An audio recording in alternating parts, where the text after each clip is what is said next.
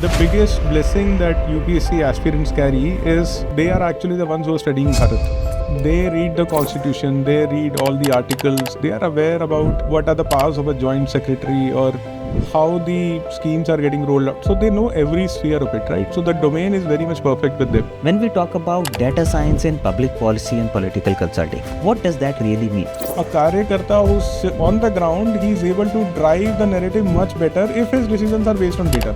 But you enter any field, trust me, the data cleaning is a basic exercise. So can a candidate coming from maybe social sciences background and after that a few years of UPSC preparation work at the intersection of data and public policy / political consulting? You can easily get a job if you know what AI is writing, what code is being written. If I know this, what each line is meaning, then I think nothing is stopped. And there is actually things that become so simple. Try to make your life easier using these tools, right? Try to simplify something. Try to build your own portfolio, build your resume, build your own website. With the penetration of AI and data, do we see the number of opportunities in these domains, public policy and political consulting, increasing, or the number of opportunities will decrease? Hello everyone. Today we have with us Varunn Kaushik. Varunn is an AI, ML and data science expert. Varunn has worked for over 15 years in these domains, working with various stakeholders including government, banking and political consulting domain, working with some of the biggest politicians, one of the well-known politicians globally. Varunn has also trained over 1,000 individuals in the same domain of data science, AI, ML, public policy, political consulting with various corporates like EY and even institutes like IIMs, IFTs and much more. We are glad to share that Varunn is also the instructor of our data analytics track, which is offered as part of our public policy and political consulting lab programs. Thank you, Varunn, for taking out your time and joining us for this podcast. Thank you so much, Igasu. It's a privilege to sit along with you. I see a lot of good work being done by Rebounce, and I resonate with that completely.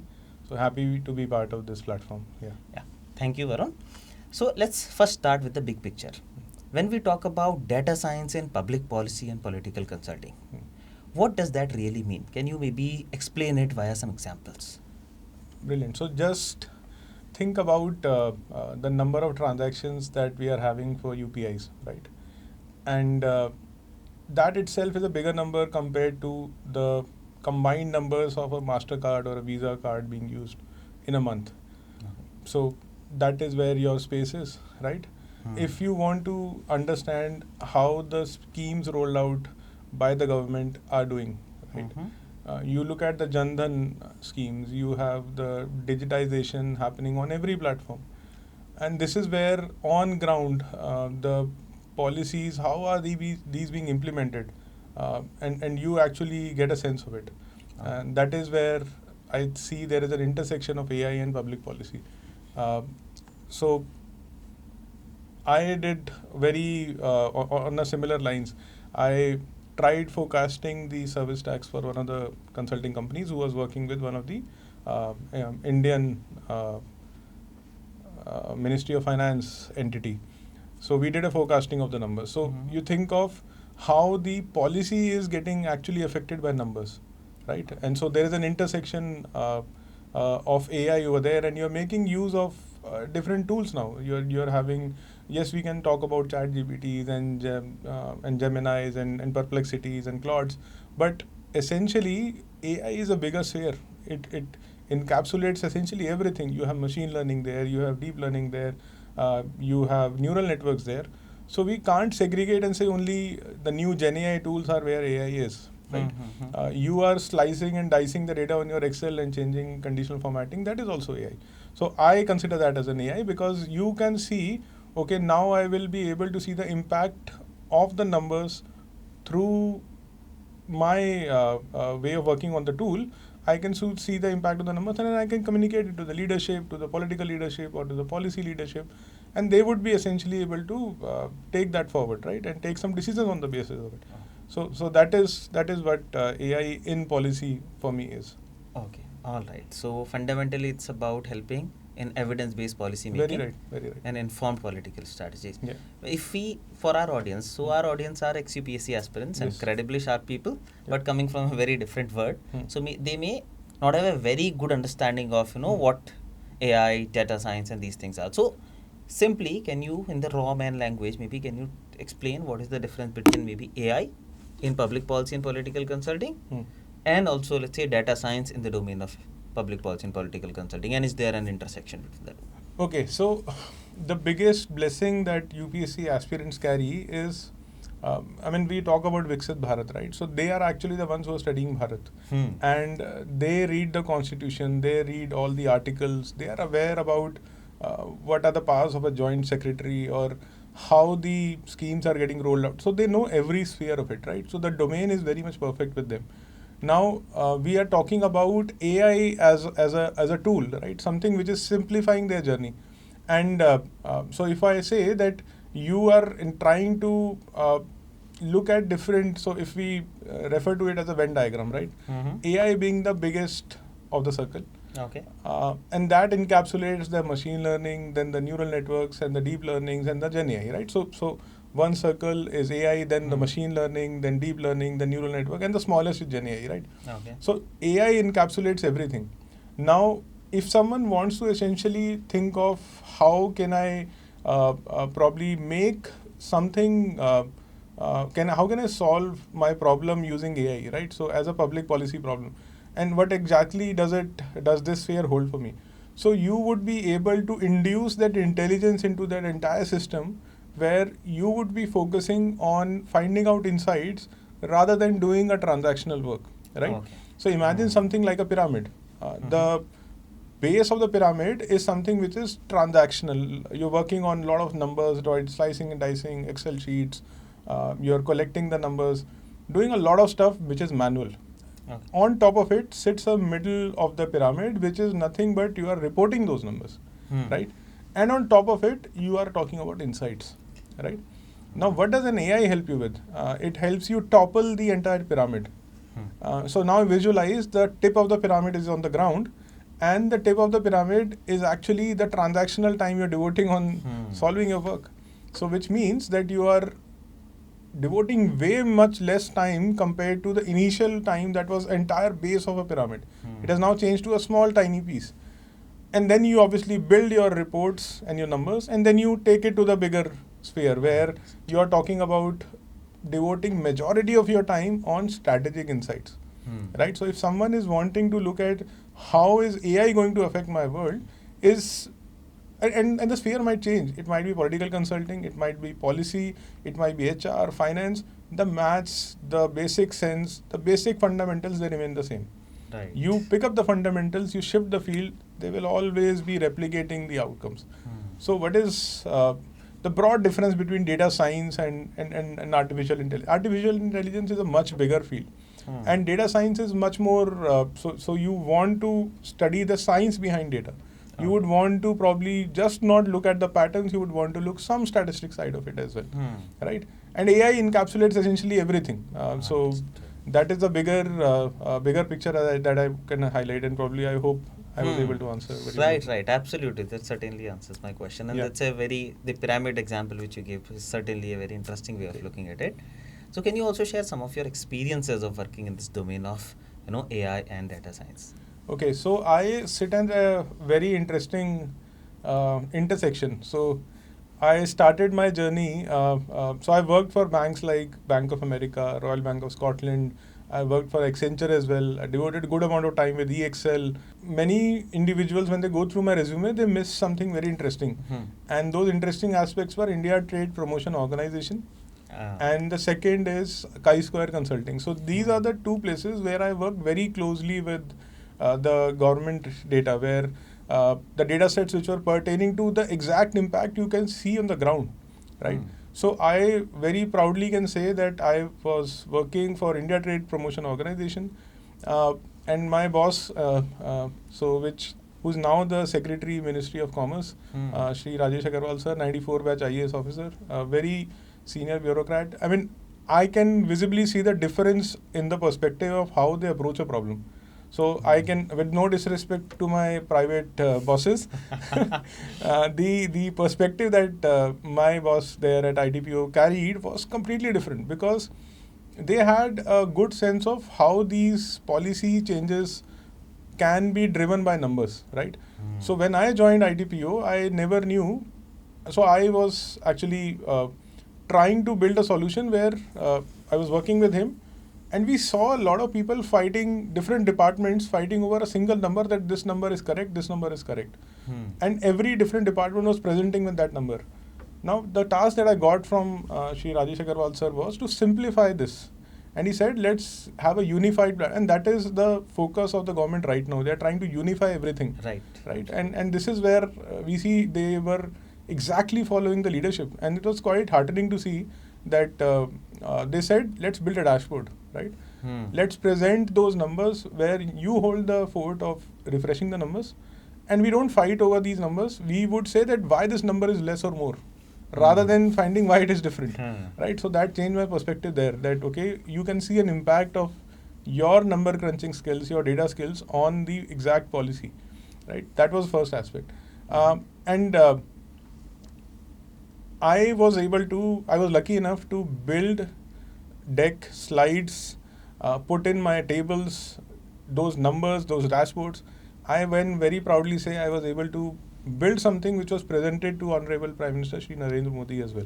So I don't think in my entire journey I felt so elated, and I was sharing this with my father as well, my parents, that and my wife, everyone, they were really happy that I was able to present something to the Honorable Prime Minister of India, which I think is a big achievement for me, right, in my entire trajectory. And when I talk about my chi-square, it was more of working on imports and exports of the data. So demonetization, everyone talks about, everyone has a mixed set of reviews for them.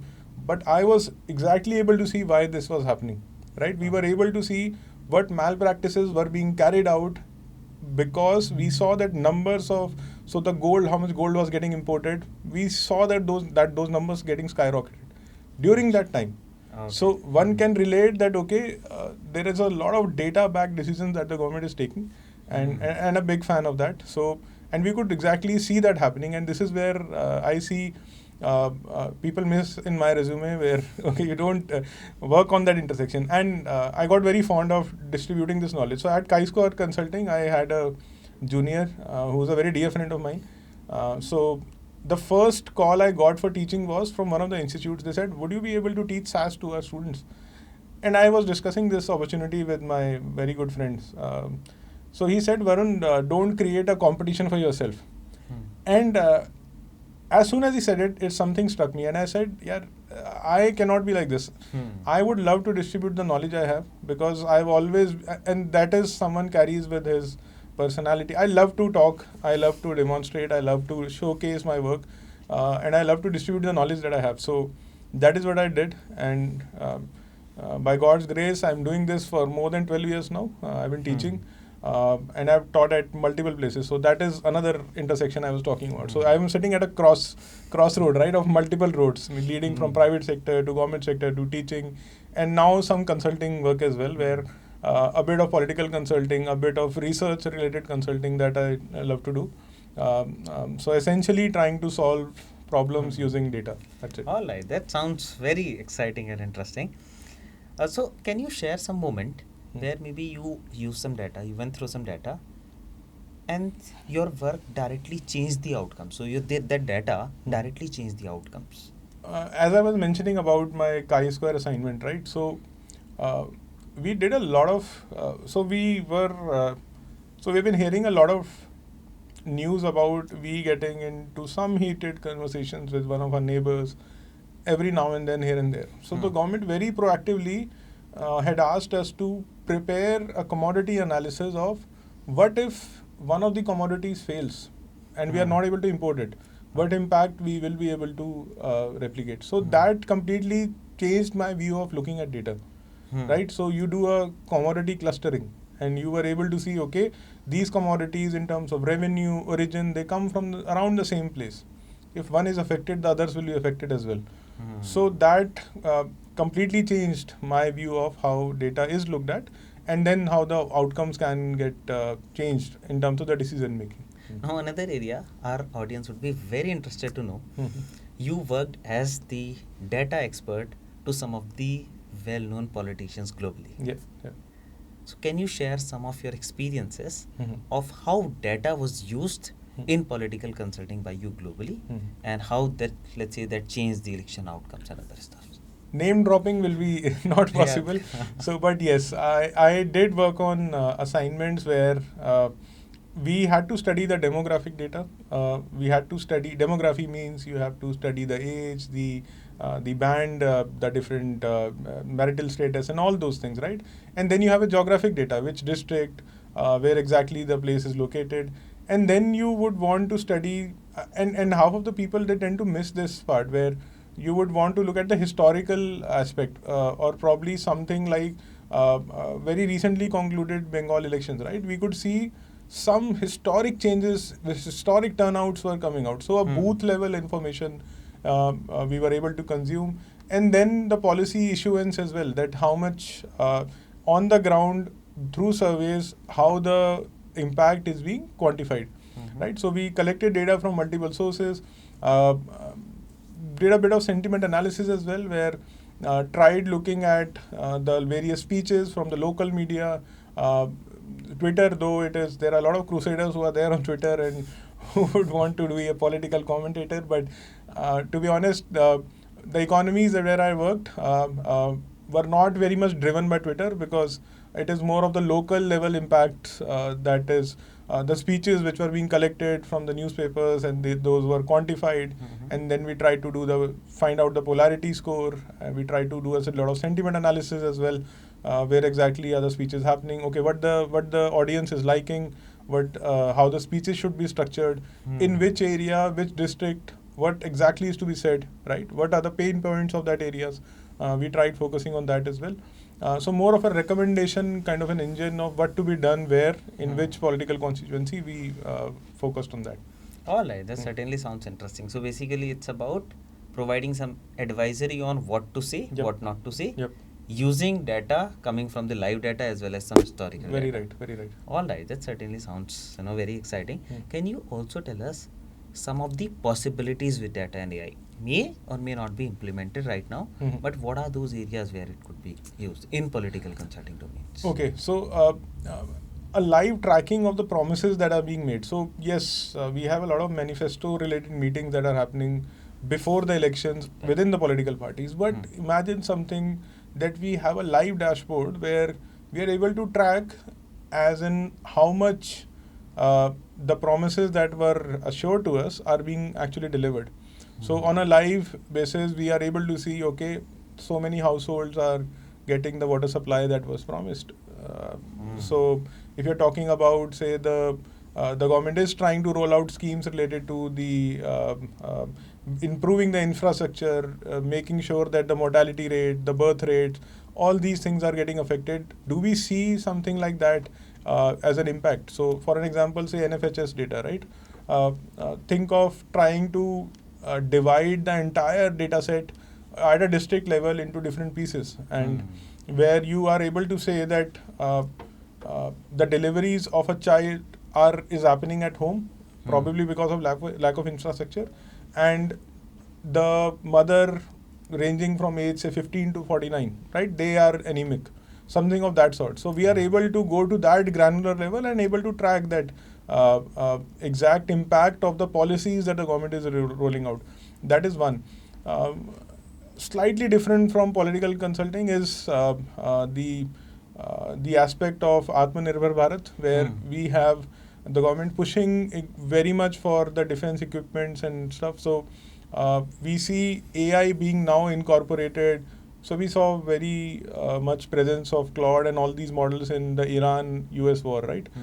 Those models were being used over there. And our army chief has very recently said that we would be incorporating AI in, and not Claude specifically, but yes, AI as a model will be incorporated, as a platform will be incorporated in the war going forward.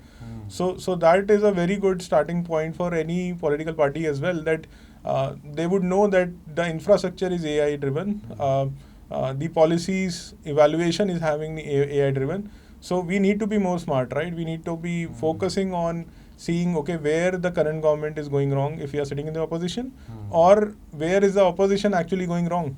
We should be very much on our toes with using AI. All right, this certainly sounds very fascinating and interesting, no doubt. Can you also tell me some of the possibilities or how the social media data is used in the domain of political consulting and public policy nowadays? So I was mentioning about CrowdTangle, which was a Facebook meta-driven platform which got recently closed in 2024, and that had a lot of data which was being leveraged by political parties. But now after that has closed, there is a very thin layer present. The data is not of that good quality which can be leveraged for drawing some insights. Some social media data like say a Grok key, which was earlier Twitter was completely free. Now we have a $200 subscription if you're an individual, or you make an API call to get some data. Things are becoming tricky now. And then you want to look at data made available. And this is where I find the commendable work being done by the government, where the data sources are being made open source, right? There's a push, platforms like Bhashini, platforms like AI for All by IIT Madras, and we see that immense amount of Krutim as an AI platform, right? So those things are actually at an individual, at a language level, so we are a diverse language-oriented country, right? And we are able to incorporate that. So social media data sets are not very clean. Those large language models which are very much considered good, or a machine learning model which is considered good for doing some predictions, might not hold good in our scenario. Because there are a lot of gaps. I, in a single sentence on Twitter, can write in Devanagari Hindi, some normal Hindi, and English as well. So that is not capability of a model which is generally trained on English dataset. So we have to be very careful of how we are selecting dataset. Predictions, political consulting, these all look very much comfortable spaces to be in. But you enter any field, trust me, the data cleaning is the basic exercise. Right. And 70% of our task is making the data so much clean, because things become even more tricky in political consulting, because you're actually looking at data which is not clean at all. Right? Other entities like a BFSI domain where I primarily worked, the companies, they used to make a special effort to clean the data. Right? Here, you are actually looking at data which is hosted on the government websites, data which is present on open source platforms, on social media, which is very unstructured. You would have a lot of emojis coming through in the text being written. So you need to clean that up. And people who are very enthusiastic, they should know that the basics remain the same to any sphere that you go to. Okay, all right. And to what extent is the data nowadays, let's say the decisions in politics are data driven versus gut feeling based? Okay, so this is brilliant. So, so this is not new. Chanakya's Arthashastra, right? So I was reading that. So we used to have those registers of grains. How much grain is there? So there was a network of spice that was being stored. A lot of things were happening 2,000, 3,000 years old as a civilization we were looking at. Now you think of it as a gut feeling, and this is more of a binary kind of way of looking at how the West looks at it, right? So they say that yes or no, they want a black or a white. I feel that R is more of experience as well as, so I'm forgetting the exact name, Anubhav and the Hind. So it's a mix of two things, right? So one is that you need to experience it, and then you need some reasoning to it as well, right? So you need to multiply these two things rather than saying that, okay, I can look at these two things in silos. So what I'm trying to say is you multiply this data with gut feeling. A Karyakarta who's on the ground, he's able to drive the narrative much better if his decisions are based on data, right? If he does not have any idea, he will be on a complete different trajectory. He'll be able to walk the entire country without any knowledge. So then things are tricky. But imagine you multiply this. You multiply the reasoning with the experiences. You give more data to him, and then the gut feeling becomes more strong. He would be able to counter it, that okay, the data is wrong, we need to probably change the approach. Or we say that okay, I have a new point to talk about to my entire audience. Right? So that is, I think, my perspective on gut and gut feeling and the data. So basically it is at the intersection of Yes, the two that yes, you yes, make yes, yes, decisions, yeah. as simple as this. All right.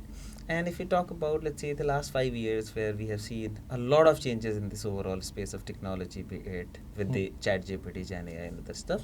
So how has the field overall evolved in the last 5 years? Massively. So I was giving you the pyramid example, right? So now, so say 2017 onwards, ChatGPT came into picture, right? And my manager at EXL used to say that, so I was getting frustrated preparing one of the case studies. And I was very much depressed that, okay, the solution is not coming through. We were testing a model of some task. And my manager said to me, if the answer is not coming through, he said, probably your questions are not correct, right? So which struck me really hard, and said, and that was a striking point, which said, yes, technology is there for us, right? We need to ask the right set of questions. And look at 2014, right? 2014 elections were entirely the Har Modi, Ghar Ghar Modi campaigns. They were all driven by data. They were not without data, no basis. And there might be different takes on how BJP is fighting elections, but this is a classic case study of how they fight elections. I mean, so I look at the way on ground work is being done. It is completely data driven. It cannot be looked at in silo. We cannot say the data is away from it. So from 2014 to till now, there are rapid strides every political party has made, right? And it is actually what we can draw is that it is simplifying how we evaluate the entire perspective. We change things. We try to position our solution differently. We change the reference point of looking at a problem. Earlier, there was a unidirectional approach. Okay, we go from A to B, right? Now we know that from going from A to B, we can actually traverse through C and D as well, and then cover bigger audience, right? And that is essentially the narrative coming out of everything that comes from each political party. So it is actually AI has come a long way, right? It has traveled a long way from 2014 till now. And how do you see it evolving in the next 5 to 10 years, especially in the domain of public policy and political consulting? Okay, that's a very interesting question. So imagine just not the government or an MP or an MLA being tracked for how much promises they delivered. Imagine a government department having its own chatbot. Right? A person is able to get an update on his query rather than we waiting for an RTI for ages. We are not getting a reply and we are sitting there for ages. Right. Imagine a chatbot being there. So I see that happening, right? And I see that happening in the next 5 years, the way we are making strides. How AI is actually stepping into each and every domain. Google has now incorporated AI mode, right? So it will not be very far off where we are able to talk to our policy documents.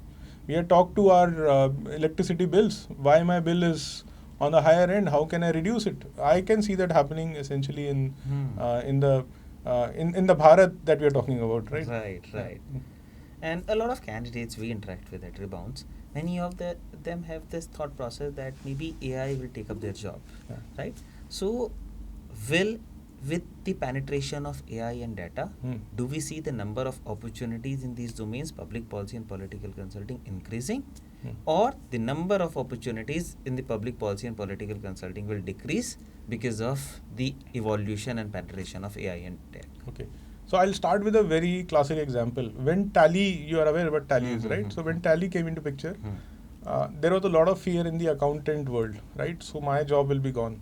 It never happened. It only added a skill to them. It simplified their task.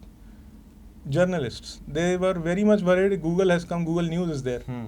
Our job will be in danger. But look where we are right now. We have more political channels, YouTube channels going now live where no one is worried about Google any longer, right? Right. And same is the case with AI being in this sphere. We should look at it as our assistant who can simplify my task. AI can never replace domain, never. You can never replace. I'm talking to Jigyasu. How would an AI know about it? Unless, yes, my phone is, mic is switched on, they would get to know. But what my manager said to me, AI will not be able to read it, right? So I should be looking at it as my assistant. If I don't want to take this AI as my assistant, then there is a problem. People who are going to push data here and there, that is a problem, right? So you need to first own the responsibility that this is here for, this is going to stay here. How am I going to leverage this? Right? This AI is lying in front of me. I have to leverage it. Domain knowledge cannot be replaced. So you can apply that AI in your domain, and you can move to different company. You can be an independent consultant. You can do different things because you have the domain. AI can never take up the domain. So I think it should be, again, an intersection should be looked at. You should look at using AI for simplifying your tasks. Those manual works that you are building, get rid of them. You will be more productive. So no one can take up, no AI can take up anyone's job till the point you are not willing to embrace AI. Okay. And someone who's not embracing AI certainly will be without a job in the next few days for sure. If not few days, maybe few years. Very right, very right. So basically adaptability is the key. Over time, as the AI is penetrating, you have to adapt. You have to ensure that you are using AI. So at the end of the day, as we very often say, it's the person using AI who will replace your job, not AI per se. Bilkul. Very right. So can you also tell me some of the emerging use cases of AI and data in public policy and political consulting, which will become very big in the next 5 years, but not a lot of people are aware about them, are talking about them? Some of them I've already talked about. So one I think is, so just not talking to my electricity bill, I want to add a new member to the family. So, and this is a very good use case we started practicing when I was in EXL. So we were building a chatbot for an insurance company which had a rule-based approach. Rule-based means that if someone says I need to add a partner to my policy, and the response is you need to send these documents and all that stuff. Now imagine a government department holding that chatbot. And I want to say I want to add a new member to my family. So that new member, rather than the government official who very rudely talks to me, okay, bring those documents, will be talking to me very politely. So a chatbot will be very politely congratulating me for addition in a new family, saying that you bring in these documents, congratulations, okay, move forward. Right? That is one of the classic use cases that I can think of. And there is a future concept, right? So those capabilities which even I cannot imagine right now are on the verge, we are on the verge of it, right? So they're going to be soon getting added.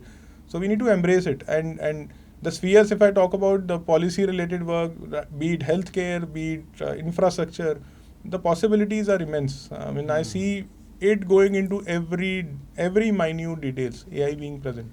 Understood. So for someone, now we have already talked a lot about AI, and I'm sure our audience would be fascinated to build, let's say, a career in this domain. For someone who want to build a career in this, what type of opportunities today exist at the intersection of public policy / political consulting and AI / data? Okay. Niti Aayog, classic example. UNDP, you have World Banks, you have IMF. Lot of opportunities are floated. Chief Minister fellowships. We are living in a world where the opportunities might be more and the participants will fall short of those opportunities, right? Obviously, the selection becomes a bit tough in terms of the competition being there, but it is up to us, right? How do we embrace this? Because we should not be having time to think, okay, this opportunity is exhausted, what will I do? I should be on the prowl looking for the next opportunity if I'm not able to go through this one. If I carry the skill sets, if I have the tools, I think that is a very, very beautiful world to be in. We have a lot of opportunities. We have opportunities in public policy. We have Niti Aayogs. We have the Invest India. And all those roles are very good enough, right? So they are as good as any private job. And these are very much, and I find them a bit better compared to what you see in a private sector, because with no offense to the role that is there, but you can actually see the impact of the changes you are. So for an example, someone is hired as an analyst with Invest India based on his experience of preparation of UPSC and all those knowledge that the person holds. He is able to see the impact of the investments that are coming to India.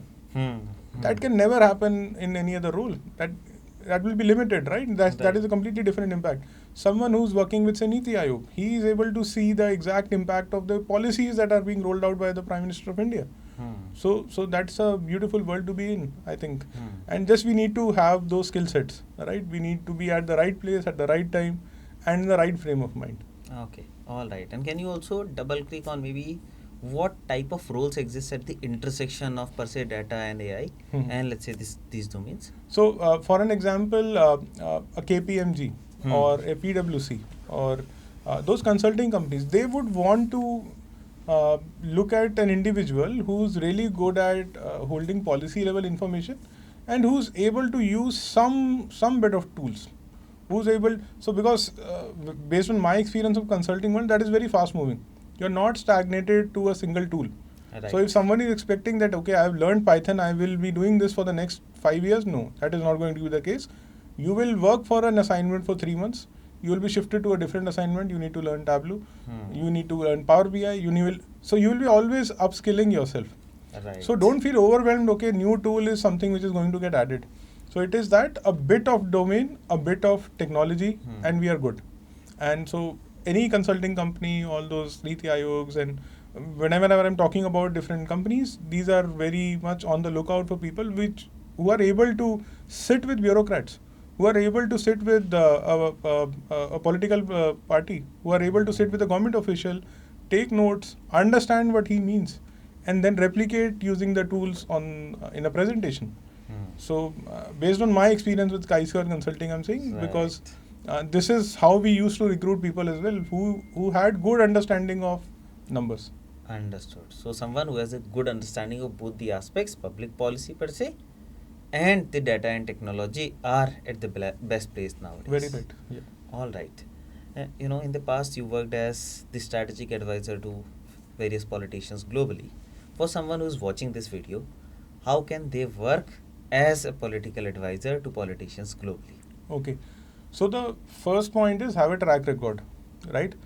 So I am a computer engineer. I have devoted more than a decade to building some groundwork, right? So one has to be very strong in your home first, right? Right. And once you build that track record, we need to be in a lookout for opportunities globally at places where we have an Indian connect, where we have an Indian diaspora, where we have people who actually connect with my cultural lineage, right? Who are able to understand what I'm trying to say. And then last but not the least, then attend conferences, post your work on LinkedIn, go ahead and put forward some case studies, and you present your work, do the drum beating. Because at the end of the day, your network is your net worth. Right? So if you have a good network, if you are able to present your work, if you are able to demonstrate it as on a platform like LinkedIn, I think that's a good, very, very good starting point. Okay. All right. And can you also tell me maybe some of the companies globally which are working in this domain of at the intersection of data or AI and public policy / political consulting? So I'm well aware with companies like say Fractal, KPMG, PwCs, all those consulting companies. EY is very massively working towards it. And the idea remains simple. They are always looking out for some bit of policy work, some bit of tools. And you move to any field. So I know an individual who recently moved from India to Canada, all on the basis. So he joined, he's a hotel management graduate. He joined some skills of the Python and Tableau, and he joined a consulting company, and he's able to move out to Canada, and he's supporting, there's a project which is going on with the Canadian government, and he's supporting that project. So you get that global exposure if you come to a company which handles both data as well as a policy part. Okay, all right. That certainly sounds interesting. And can you also throw some light on the salary and the career prospects in this domain at the intersection of public policy and let's say data and AI? So the starting salary, so if you look at someone who's say 0 to 2 years of work ex, right, and who's having good amount of knowledge about the Constitution of India, and who's having good amount of knowledge about the skill sets that we have, and who's always prepared with what is put on his resume, right? So if you have something on your resume, you should be defending it for your life, right? Because when I was there, I used to ask those questions for selecting someone. I have met a lot of individuals who ask questions for rejecting someone. But I have a very constructive approach towards solving someone's challenge. So if you are looking at 0 to 2 years of work ex, probably say 6 to 8 lakhs of depending on the company that you're targeting. That is the baseline salary nowadays, 6 to 8 lakhs, 6 to 10 lakhs. And then if you move to a middle management, it's close to 10 to 15 lakhs. And then you have some more experience, say 3 to 4 years, you bring in that into picture. Then you can probably go from say 15 lakhs to 30, 35 lakhs. And then there is no limit to out of it. Right. It is just that you need to have a track record. You need to put down your credibility, develop that credibility, and we are good. And can you also throw some light on the broad career prospects in these domains? There are different aspects. So one is, what am I trying to target, right? So my target is to be competing with a programmer to solve a problem, or to be in a data science domain, or to be in a political company solving some problems, or being in a policy related company solving some problems. So the race should be, I should be running against myself rather than competing against someone else, because everyone has a different story, right? So if I am going to compare my chapter level, my life's chapter 11 with someone else's life's chapter 5, then that is not going to make sense, right? So I should be clear, where do I want to head? And if I add those skill sets, I tend to, so when I look at my journey, I worked on different projects. I tried to solve one difficult problem the next day. So you up the ante, you change the levels, you change the levers, right? So if you are able to build that trajectory, you are able to solve one problem at a time and then move to something more difficult, then something more difficult, then you will have ample amount of skill sets to handle any situation, any pressure, and then no one is stopping you. Right. So at the end of the day, you have to compete against yourself. Yes, sir. Perfect. You are your biggest competitor. Right. You don't have to think about how I will have to compete with Very, the very market right. and accordingly move ahead. All right, that certainly makes sense, a lot of it. Let's say now our audience would be fascinated to, let's say, build their career at the intersection of data and AI and let's say public policy and political consulting. Many of them come from non-tech background. Many of them after that, let's say, prepared for civil services. So they would be thinking, can I actually get into this domain, or I need to have the tech background? So can a candidate coming from maybe social sciences background and after that a few years of UPSC preparation work at the intersection of data and public policy / political consulting? So one of those questions where I actually answer this every year a lot, and the idea is, even a fashion technology graduate, I've seen him or her get a good job based on the skill set that they gain. Someone from a hotel management graduate, someone who has not studied engineering, right? So, as I said, if you are willing to build your skill sets, there is nothing stopping you. These are mere enablers. These are bottlenecks. The domain knowledge that if you gain, no one can take it away from you. These are bottlenecks. Right now, we are living in a world where I have chartered accountants who are writing better programming codes compared to me. Right? So, we cannot be having that complaint that I cannot solve a problem because of a tool. You can easily get a job. If you know what AI is writing, what code is being written, if I know this, what each line is meaning, then I think nothing is stopping. And there is actually things have become so simple with all these Gen AI platforms coming into picture. I can see that every line can be commented. I can read that story. And if I get fond of reading that story again and again, then I am trying to solve a new problem each day. Then my vocabulary, my knowledge, my context window, very famous nowadays, right? Context window. Right. It grows to the next limit. So I have a lot to retain, and then I will say that I am competing against myself. Okay. So I think anyone can get a good job. No one is stopping. If you have the intent to learn new thing each day, sleep with an intent that, okay, I've learned something new, and then I'm going to sleep. No one is stopping you. Trust me. These are bottlenecks. Very, very simple for you to solve. Okay, all right. So basically your background, it is not something which is dependent on your background. Yep. At the end of the day, it's about your skills. Yes. So if you are ready to acquire them, sky is the limit. Yes. Moreover, here you are saying that AI has further simplified the overall trajectory for you. So in the past, maybe 1 decade back, someone coming from other background might have found it difficult to code. Slightly difficult, not entirely, because there are some preconceived notions that we carry, right? We carry that programming is very difficult. Be it R programming, be it Python, they were built with an intent to simplify life. Right. right? Not like a COBOL, not like a C++, right? So these are very simple languages, very much like English. And we should take it as it is. We should not be overwhelmed. I'm not able to understand this. That should not be the case. If I'm not able to understand it, no worries. I will understand this and I will revisit this tomorrow. Okay. The never give up attitude should always be there when you are approaching programming, right? The time you give up, no one can put anything in your head. And then you have lost all the battle, all the groundwork that you've done. Right, absolutely. So now, if that is the case, then tell me the exact roadmap for someone starting from scratch, along with the timeline. What are the things which they can do to build their career at the intersection of data/AI and public policy/political consulting? Okay. I love to throw my examples. So when I completed my master's, so the first job that I entered, so my manager said, you don't know how to put VLOOKUP, right? So what kind of MBA have you done? And that was very true.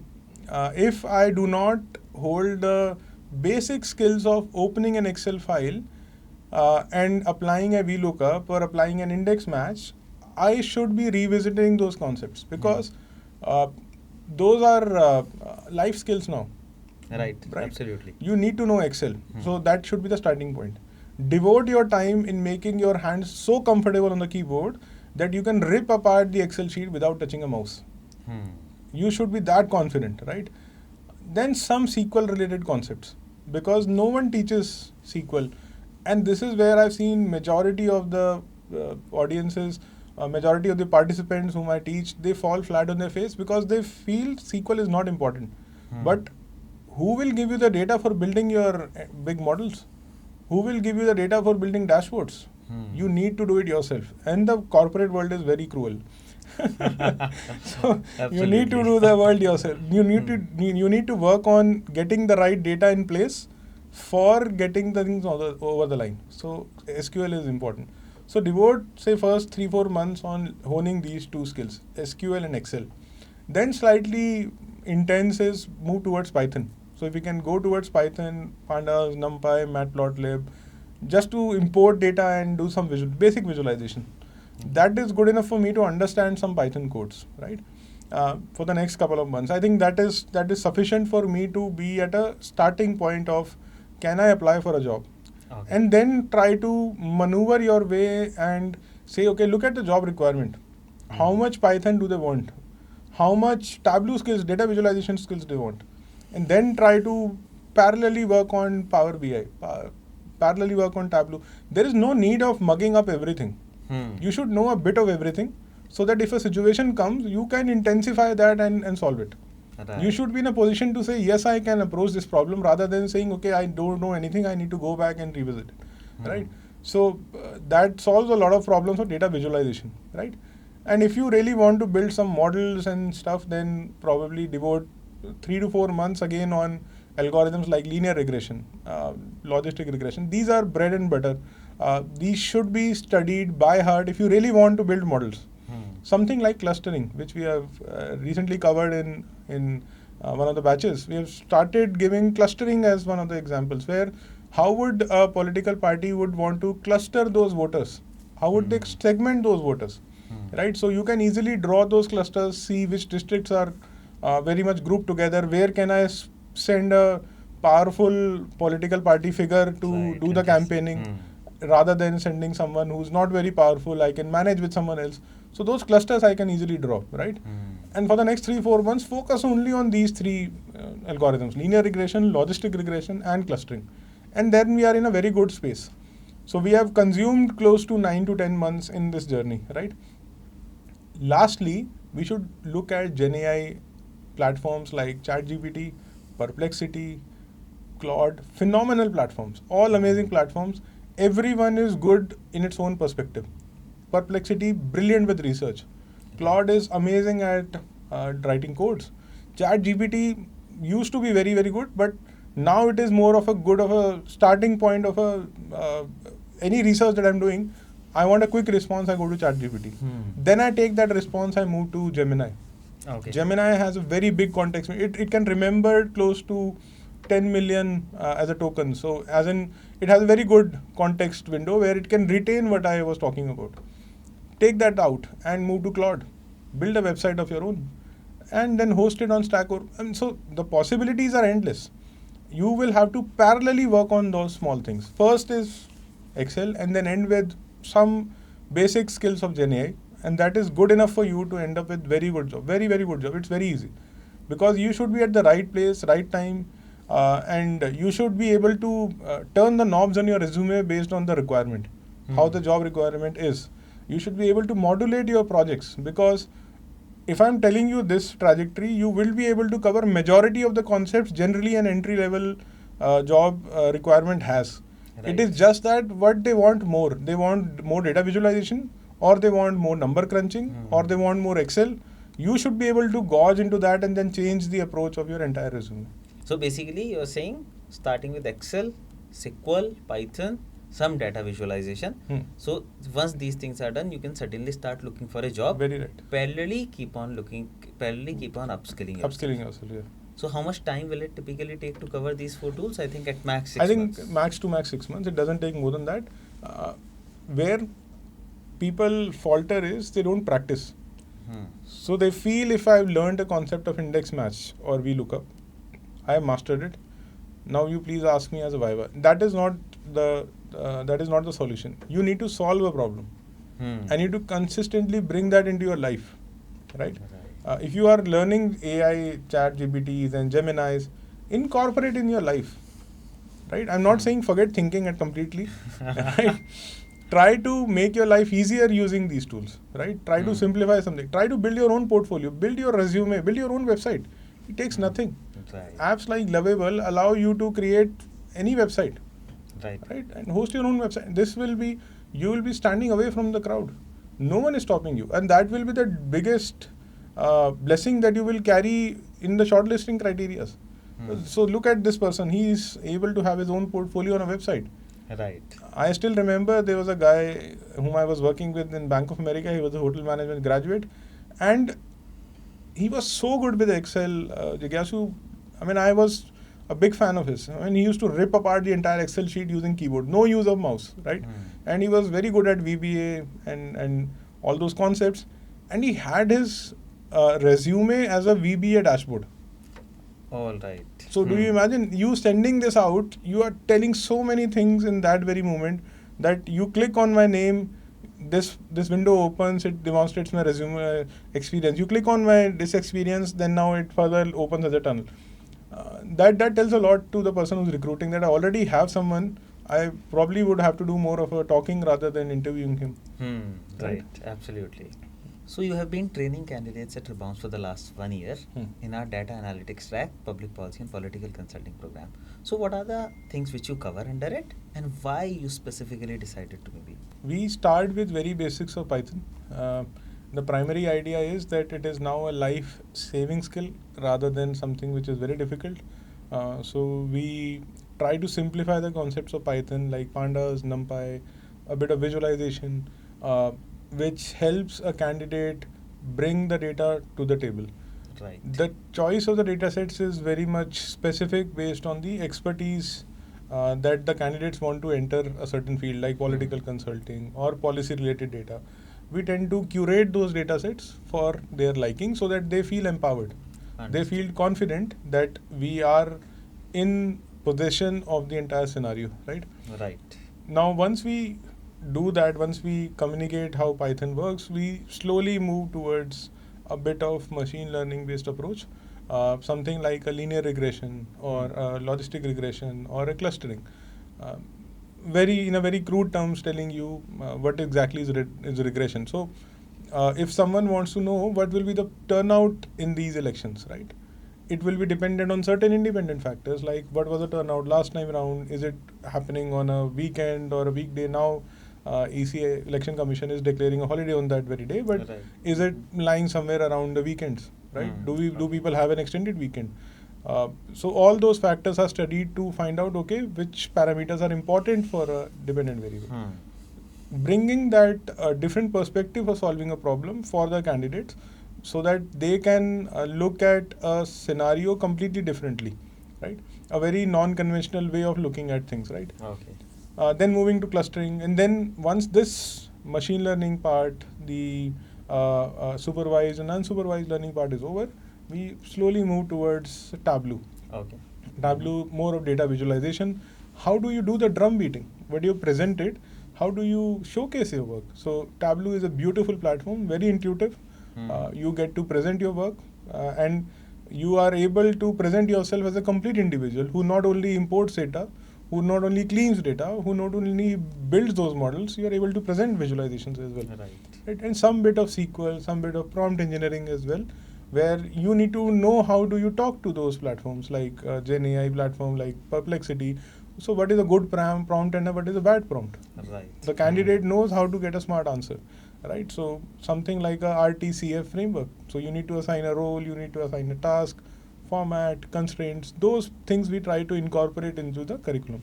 Okay. So that end-to-end journey is covered, all on the data sets which are policy-oriented or political consulting data sets. So just to sum up, can you tell me maybe what are the 3 skills which are needed to build a career at the intersection of public policy and, let's say, data? I mean, this is a very unpopular kind of list I have. So one is that you need to focus on competing against yourself, building your skill sets. The skill sets, so these tools like SQL, Excel, Python, these are bottlenecks. These are not difficult. If you think on the very first day it is difficult, you will never be able to solve it. Right. But on the very first day, that skill, I want you to own it, that I can solve it. That attitude of I will get over this as soon as possible. That will not be easy. That will not be difficult. So I should carry that attitude. That is the first thing. Second is build a track record for yourself. Build your portfolio of your projects. So you have studied those constitution related things which no one else carries, right? So I always talk about this to the students, that domain is something no one can take away from you. Right. So I want you to build a portfolio of projects. Put that in your resume, right? And develop that habit of selling this. You should be in a position. So if you've written linear regression on your resume based on my classes, you should be strong enough to justify what is p-value. Right. If you don't know this, then there is no point of someone selecting you, right? So if you know clustering, you should be able to know what is elbow method, right? So that is very simple. So build that portfolio of products. And last, have a good network, right? Absolutely. Even if you have a very good analysis, it will be gone for a toss if you're not able to present your work. So presenting your work to the network is very, very good, is very, very essential, right? You will easily land up a job if you approach people on LinkedIn. Have that communication channel open. Don't feel overwhelmed, who will help me? Right. You need to approach someone for help, right? So these are the 3 things: communication skills, presentation of your skills, and owning your tasks. That I think is very important. Finally, just to wrap up, when you think about maybe AI and data in public policy and political consulting, so does it something which scares you because of the unlimited possibilities, or it excites you? It is exciting, to be very honest. So I love to give the UPI example again and again. More than 1 billion is our population, right? And we are sitting at an intersection where, imagine, this population is so big, the UPI transactions are so big, the massive level of digitization that the government is heading for, right? So that is exciting, right? And the possibilities open, so there are opens a lot of doors for us. So we need to be very conscious there. And now this is where, because we are a democracy, right? And with great power is going to come this huge number, the population number is going to bring a lot of power for us, right? And with this power comes a lot of responsibility, right? So we do not need to do something which probably manipulates those numbers. We need to own those numbers, right? I've seen a lot of people fudge numbers for their research, for their work. We should be stepping away from this, because in order to get the numbers high, because you feel, okay, the crowd is so big, who will see my mistake? That we should shy away from doing, right? So this is where we have to be careful. We have to be very honest to ourselves, right? So am I doing this right? If yes, then yes, we are actually contributing to the word called Bharat, right? We are able to contribute towards. Can you also, for our audience who are interested to know more, to learn more about all these things, can you suggest some book or resource via which they can learn things at the intersection of the two? Okay, so I love to code books, but those are all statistics oriented. So there's a very famous book called Ken Black, right? So it showcases how statistics, how numbers, how the different aspects related to a business problem is located. But beyond that, I would love to suggest some YouTube channels, right? So Josh Stramer is a very famous guy, and again very unconventional. He holds a guitar in his hand while teaching statistics. All right. Right. So you would love to hear him. So he simplifies the concept to the next level. So I'm a big fan. Go for that, right? Okay. There is a guy called Krish Nayak. He's very, very famous. He's there on YouTube.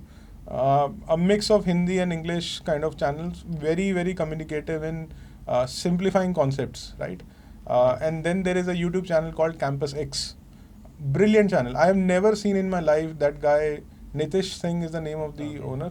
I mean, he's an idol for me. I mean, the way he teaches, the way he simplifies the concepts, I have never seen in my entire life no prof doing that for me, right? So these are the 3 YouTube channels I would suggest, all free, right? No need to pay any money, but these 3 channels are the very good one. Ken Black is a book that I mentioned. That is a more statistics oriented, where you want to hold on to concepts. That is really good. Any one message for our audience, for ex-UPSC aspirants who are just thinking, maybe is this path for me or not? If yes, how should I be building my career, or anything? Okay, brilliant. So we started with this discussion, right? And just to end on this as well, someone saying, so you choosing the path of UPSC, right? That itself is your choice of serving Bharat. So you not going through is a separate story, right? So that is a matter of what's there in destiny for us. But one door closes doesn't mean the other door also closes. So we have a lot of opportunities. You can easily contribute to the progress of the nation by joining a Chief Minister's Fellowship. You can easily go ahead and join UNDP. You can go ahead and join some platform like, say, Niti Aayog. You can contribute there as well. And we can get good numbers in terms of the salaries. We can have a lot of pride associated with it, that we own domain knowledge which people there would not be holding. So I'm sure our audiences are going to love it. Yeah. And thanks a lot for sharing all those insights, Varun. Brilliant. And in case they have any further questions, any further doubts, maybe they can put it in the comments and you can just reply to them. Thank you so much. Thank you everyone for going through this podcast. If you like this, we would request all of you to please like and subscribe. We'll keep on putting more such content for you. Thank you.